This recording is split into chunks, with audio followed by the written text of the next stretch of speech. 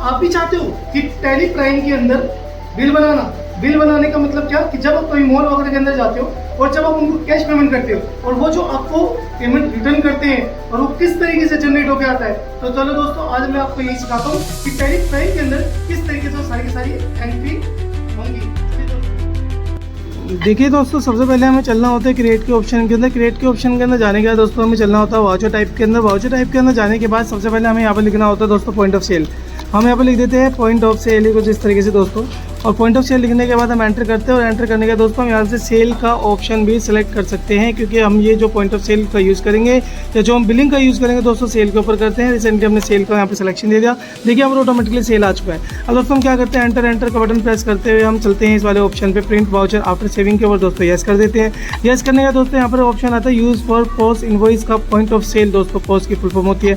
हमने इसको यस कर दिया दोस्तों। यस करने के बाद यहाँ पर मैसेज लिख सकते हो। फॉर एग्जाम्पल के लिए दोस्तों हमने यहाँ पर लिख दिया वेलकम। अपने कस्टमर्स के लिए दोस्तों हम यहाँ पर टाइप कर देते हैं फॉर एग्जाम्पल के लिए वेलकम टाइप करने का दोस्तों एंटर करते हैं। एंटर करने के बाद आप लिख सकते हैं थैंक्स विजिट माय शॉप या मॉल या कुछ भी दोस्तों एंटर करते हैं। यहाँ पर दोस्तों आप चाहते हैं कि बिल के अंदर टाइटल पे क्या आना चाहिए, हम डाल देते हैं यहाँ पर दोस्तों इनवॉइस टैक्स या टैक्स इनवॉइस डाल सकते हैं आप इसके अंदर। दोस्तों आप यहाँ पर एंटर करते हैं, यहाँ पर सेट ऑर्डर डिक्लेरेशन पे यस कर देते हैं। यस करने का दोस्तों डिक्लेरेशन का मतलब होता है कि आप क्या चाहते हैं, बिल के एंड मोमेंट पे क्या आएगा दोस्तों। हम यहाँ पर कुछ भी टाइप कर सकते हैं। फॉर एग्जांपल करें कि जो भी आपका बिका हुआ माल हो इतने बजे से इतने बजे तक चेंज होगा या एवरीथिंग जो भी आप यहाँ पर टाइटल डालना चाहते हैं डाल सकते हो दोस्तों डिक्लेरेशन के अंदर। जैसे हम यहाँ पर एंटर करते हैं दोस्तों, एंटर करने का फिर से आप यहाँ पर एंटर कर देते हैं, उसको कर देते हैं सेव। और दोस्तों सेव करने का रिसेंटली आप उसके स्कैप के बटन से बैक करेंगे और बैक करने का दोस्तों देखिए स्क्रीन आपकी बैक हो जाती है।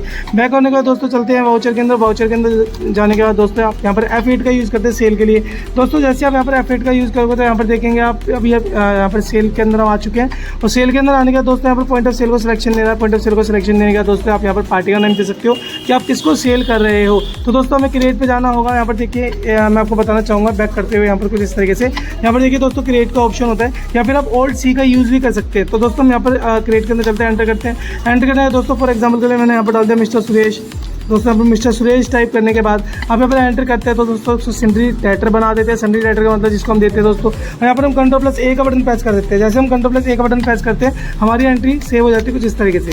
अब हम क्या करते हैं, यहाँ पर एंटर करते हुए हमने कहा हम यहाँ पर जो क्रिएट करना चाहते हैं सेल्स का लेजर क्रिएट करना चाहते हैं, क्योंकि हम यहाँ पर सेल कर रहे हैं इसको। सेल्स डाल देते हैं यहाँ पर जाके हम यहाँ पर इसको जो है सेल्स अकाउंट में डाल देते हैं इस तरीके से ऐसे, और बस एंटर करते हुए आप इसको भी सेव कर देते हैं। अब हम क्या करते हैं दोस्तों, हमको यहाँ पर आइटम क्रिएट करना चाहते हैं हम, तो ओल्ड सी का हमने यूज़ किया। ओल्ड सी का यूज़ करने के बाद हम फॉर एग्जांपल के लिए यहाँ पर डाल देते हैं सैमसंग टीवी डाल देते हैं इस तरीके से एंटर करते हैं दोस्तों। यहाँ पर यूनिट्स पे जाके क्रिएट पे जाएंगे और क्रिएट पे जाने के बाद हम इसको पीसेस में डाल देते हैं इस तरीके से ऐसे पीसेस में। हमने इसको पीसेस में डाल दिया और इसको एंटर करते हैं दोस्तों, सेव कर दिया।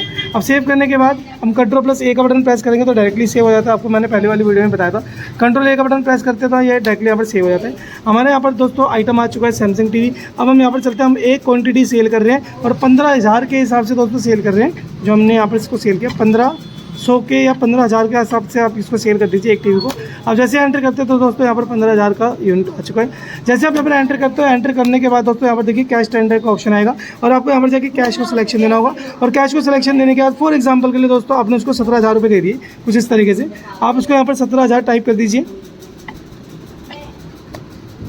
आपने फॉर एग्जांपल के लिए उसको 17,000 टाइप कर दिया या फिर 17,000 आप उसको दे रहे दोस्तों।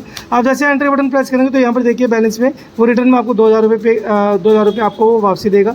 जैसे आप एंटर करते हैं, एंटर करने के बाद दोस्तों इसको एक्सेप्ट कर देते हैं। यहाँ पर आपसे प्रिंट के लिए पूछेगा आपको, तो आप देखिए यहाँ पर प्रीव्यू देखिए। प्रीव्यू देखने के बाद आपको पता लगेगा जो बिल है वो आपको किस तरीके से निकलेगा दोस्तों। टैली के अंदर जो भी अगर आपको प्रिंट प्रीव्यू को जूमिंग करके देखना होता है तो आप Alt Z का यूज़ करते हैं। यहाँ पर आप Alt Z का यूज़ कीजिए। Alt Z का यूज़ करने का देखिए जूमिंग हो जाता है पूरा प्रॉपर तरीके से। यहाँ पर हमको प्रॉपर तरीके से एक्सप्लेनेशन कर रहा है कि जो कैश था दोस्तों 15,000 रुपये था और जो आपने दिए थे वो 17,000 रुपये, और जो वो आपको बैलेंस जो वापस करेगा वो आपका जो है 2,000 रुपये वापस करेगा। और जो भी आपकी डिक्लेरेशन थी वो आप यहाँ पर डिक्लेरेशन डाल देंगे, welcome thanks visit my shop. तो दोस्तों आप इस तरीके से कोई भी बिल को भी जनरेट कर सकते हैं। दोस्तों वीडियो आपको समझ में आई या पसंद आई दोस्तों तो अपने दोस्तों को शेयर कीजिए, इस वीडियो को लाइक कमेंट ज़रूर कीजिए। Thank you so much.